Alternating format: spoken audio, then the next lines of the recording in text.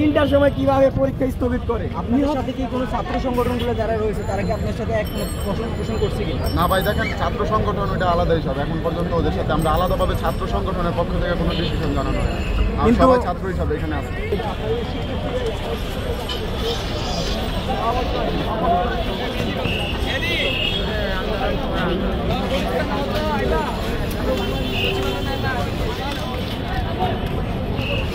দর্শক, এই মুহূর্তে কিন্তু আন্দোলন চলমান রয়েছে এবং শিক্ষার্থীদের সাথে কিন্তু আইন শৃঙ্খলা বাহিনীর যে সংঘর্ষ ওটা কিন্তু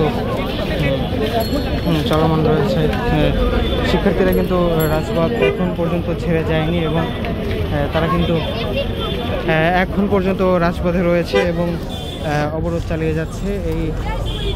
তবে এই মুহূর্তে কিন্তু পরিস্থিতি কিছুটা স্বাভাবিকের দিকে আছে।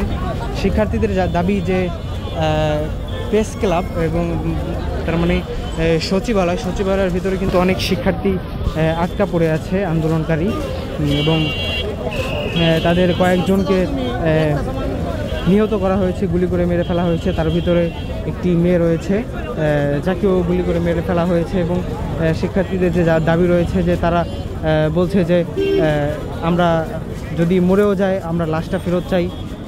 এই দাবিটাও কিন্তু শিক্ষার্থীরা এই মুহূর্তে জানাচ্ছে, কিন্তু এটা কিন্তু পুলিশ কিছুতেই শুনছে না এবং পুলিশ কিন্তু পাল্টা হামলা করছে শিক্ষার্থীদের উপরে। এই মুহূর্তে কিন্তু বাইতুল মোকাররমের সামনে এখন পর্যন্ত শিক্ষার্থীরা অবস্থান নিচ্ছে এবং অবরোধ চালিয়ে যাচ্ছে। পরিস্থিতি কিছুটা স্বাভাবিক মনে হচ্ছে। আইন শৃঙ্খলা বাহিনীর পাল্টা ধাওয়া কিন্তু সেই দুপুর থেকে চলছে এবং এখন পর্যন্ত চলছে।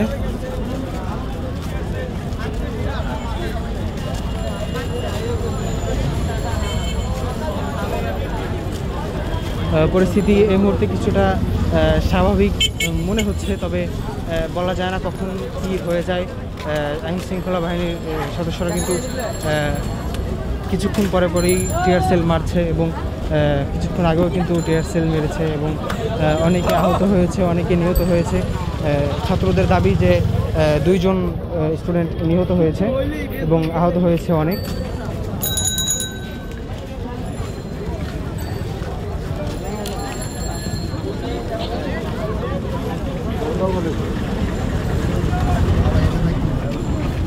ভাই তুমিও ভাই আমি